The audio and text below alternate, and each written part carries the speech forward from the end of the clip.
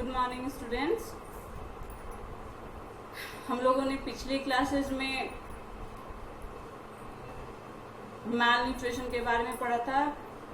Protein माल nutrition, mineral माल nutrition, ये सारे माल nutrition के बारे में हम लोग पढ़ चुके हैं। आज हम लोग पढ़ेंगे प्रॉपर्टीज ऑफ वाटर। ठीक है, हम लोग का नेक्स्ट टॉपिक क्या है? Properties of water. Properties of water कहने का मतलब क्या है कि वाटर में क्या क्या प्रॉपर्टीज होना चाहिए, जिसके properties of portable water. Portable मतलब पीने योग्य पानी में क्या क्या हमारा है जो प्रॉपर्टीज होना चाहिए, तो उसके बारे में हम लोग पढ़ेंगे। तो जैसा कि हम लोगों को पता है, पिछली क्लासेस में आपको पढ़ाया भी गया था कि हमारे अर्थ पे पीने योग्य जो पानी है, पोर्टेबल वाटर है, वो बहुत ही कम अमाउंट में प्रेजेंट है। और वो भी वाटर को हम लोग क्या कर रहे हैं? वेस्ट कर रहे हैं। अगर हम इसी तरह पानी के इम्पोर्टेंस को नहीं समझेंगे तो फ्यूचर में हमें वाटर क्राइसिस को फेस करना पड़ेगा। ठीक है, तो अगर वाटर क्राइसिस फेस करेंगे तो हम लोग को जो पानी में जो जो प्रॉपर्टीज होनी चाहिए वो नहीं मिलेगी। फिर हम लोग क्या पिएंगे? गंदा पानी। ठीक है, डर्टी वाटर हम लोग पानी पिएंगे और वो पानी हमारे हेल्थ के लिए बिल्कुल भी अच्छा नहीं होगा। तो सबसे पहले हम लोग पढ़ते हैं drinking water should have the flowing properties. मतलब पानी जो पीते हैं हम लोग, जो पीने योग्य पानी है, उसमें कौन कौन सी प्रॉपर्टीज होनी चाहिए, उसके बारे में हम लोग पढ़ेंगे। सबसे पहला जो प्रॉपर्टीज है वो पीएच। हमारे जो वाटर का जो पीएच है वो बैलेंस होना चाहिए। क्या होना चाहिए? हमारे जो pH of water should be balance. तो हम लोग ह्यूमन हेल्थ पढ़ रहे हैं।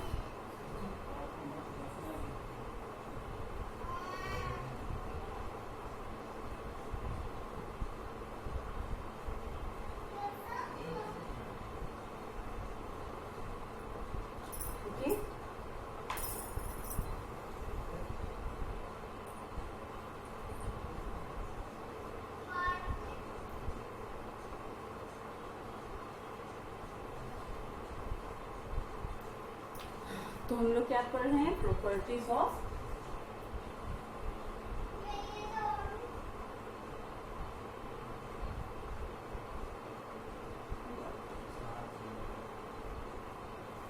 प्रॉपर्टीज ऑफ वाटर में सबसे फर्स्ट पॉइंट क्या रहेगा? PH of water should be balanced. PH of water should be balanced।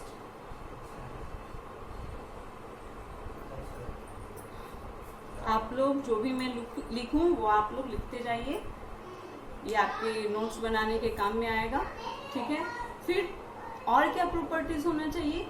It should B colourless and odourless. मतलब पानी ट्रांसपेरेंट होता है तो उसमें कोई भी कलर नहीं होना चाहिए, और ऑर्डरलेस। ऑर्डरलेस मतलब कोई स्मेल नहीं आना चाहिए। ठीक है, तो इट शुड बी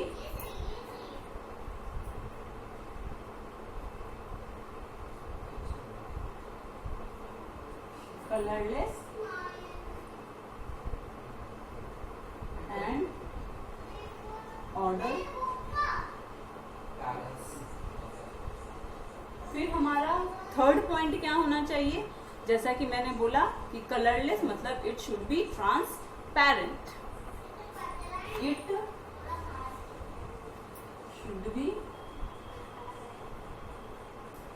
ट्रांसपेरेंट। मतलब कि कलरलेस कहने का मतलब कोई भी कलर नहीं होना चाहिए, कोई भी कलर ऐड नहीं होना चाहिए। ट्रांसपेरेंट मतलब पारदर्शी होना चाहिए। ठीक है, फिर थर्ड पॉइंट क्या? It should be free from harmful micro organism. किसी भी तरह का, जैसे कि पानी में बहुत सारे हैं जो पैथोजेनिक माइक्रो ऑर्गेनिज्म प्रेजेंट होते हैं। जैसे पैथोजेनिक माइक्रो ऑर्गेनिज्म कहने का क्या मतलब हो रहा है? जैसे कि वायरस हो गया, बैक्टीरिया हो गया, प्रोटोजोआ हो गया, वर्म्स हो गए, ये सारे पानी में ऐड होते हैं, रहते हैं। अगर वो सारे जो पैथोजेन हैं वो सारे माइक्रो ऑर्गेनिज्म वाटर में प्रेजेंट हैं, अगर हम वैसा पानी पिएंगे तो ये सारे जो भी बैक्टीरिया, वायरस, प्रोटोजोआ जो भी मैंने बोला, अगर वो हमारे बॉडी में जाएंगे तो कई तरह की बीमारियां फैला सकते हैं। जैसे कि आपने नाम सुना होगा कॉलरा, डिसेंट्री, इस तरह की डिजीज हमारे बॉडी में ये फैलाएंगे। तो थर्ड क्या होना चाहिए, थर्ड पॉइंट क्या होना चाहिए, it should be free from harmful macro organism.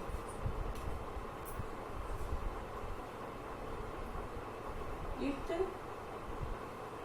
Should be free from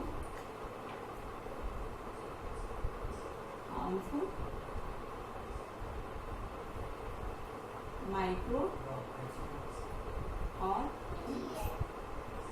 ठीक है। तो ये क्या होना चाहिए, कोई भी इसमें हार्मफुल माइक्रो ऑर्गेनिज्म नहीं होना चाहिए। जैसा कि मैंने बोला कि ये अगर micro organism harmful, useful micro organism भी हमारे वाटर में प्रेजेंट होते हैं, वो तो सही है, बट अगर हार्मफुल माइक्रो ऑर्गेनिज्म हमारे बॉडी में एंटर करेगा तो कई तरह की बीमारियां हैं जो हमारे बॉडी में क्या कर सकता है, ये फैला सकता है। फिर फोर्थ क्या होना चाहिए, it should be free from some suspended impurities. जैसे कि पता है कि वाटर, तो अंडरग्राउंड वाटर जो हम लोग यूज कर रहे हैं, अगर वो वाटर में कोई भी इम्प्योरिटीज हुआ, जैसे कि सैंडी हो गया, मिट्टी हो गई, अगर ये चीजें हमारे बॉडी के अंदर में जाएगी तो ये भी है जो हमारी बॉडी के लिए अच्छी नहीं, it's not useful. Then it should be free from some suspended impurities. It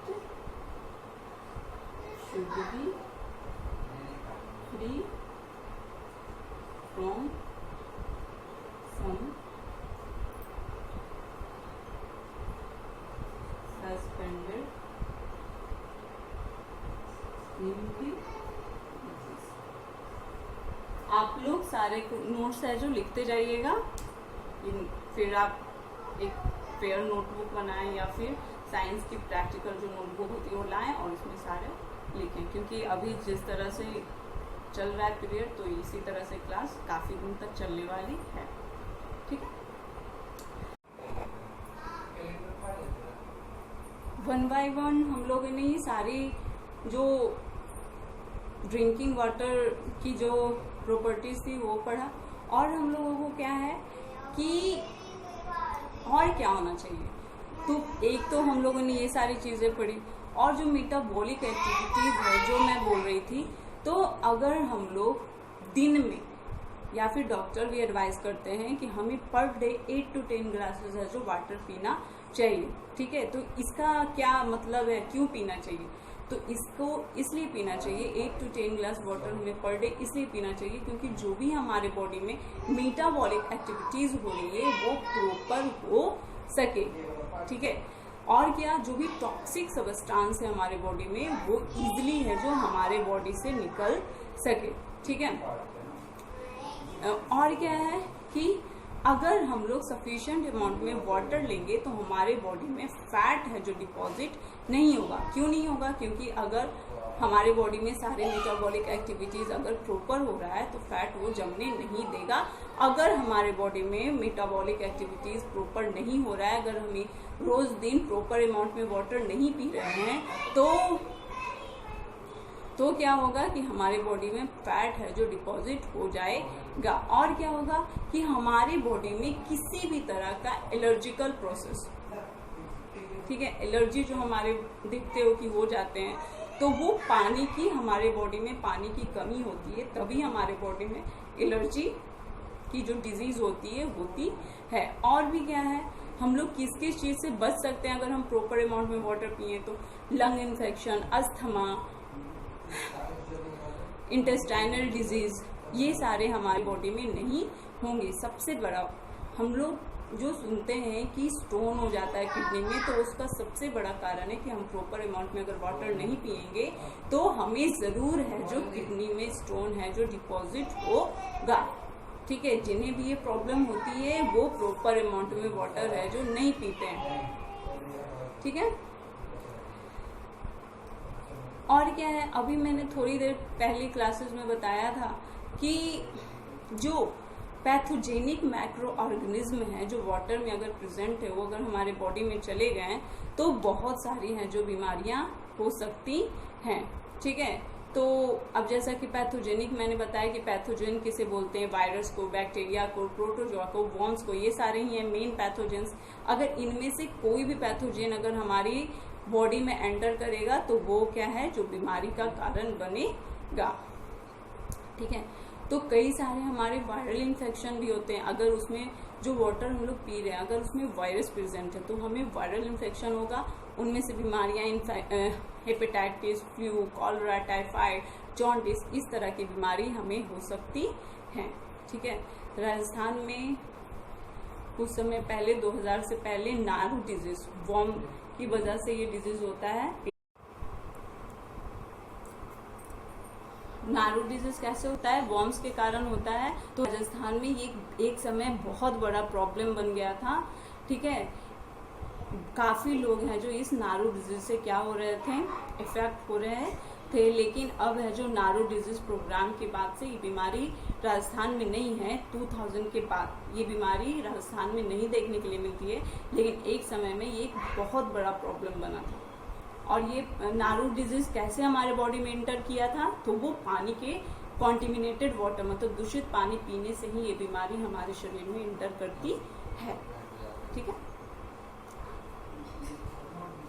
तो हमें कैसा पानी पीना है, तो हमें पानी है जो आफ्टर फिल्टरिंग बॉइलिंग, मतलब पानी को फिल्टर करके या बॉयल करके पानी पीना है। और देखो गांव में आज भी लोग हैं जो नदी में या तालाब में या ऐसी जगह पे जहाँ पे वाटर सोर्सेस पाए जाएं, वहाँ लोग हैं जो वही पानी में नहाते भी हैं, कपड़े भी धोते हैं, अपने जानवरों को भी धोते हैं, तो वो कॉन्टिमिनेटेड वाटर हो गया। तो वहाँ पे क्या करना चाहिए, प्रोहिबिटेड मतलब मना करना चाहिए कि जहाँ से औरतें हैं जो पानी पीने के लिए ले जा रही हैं पानी, वहाँ पे जैसे कि नहाना, धोना या फिर जानवरों को धोना, ये काम नहीं होना चाहिए। ठीक है, थैंक यू।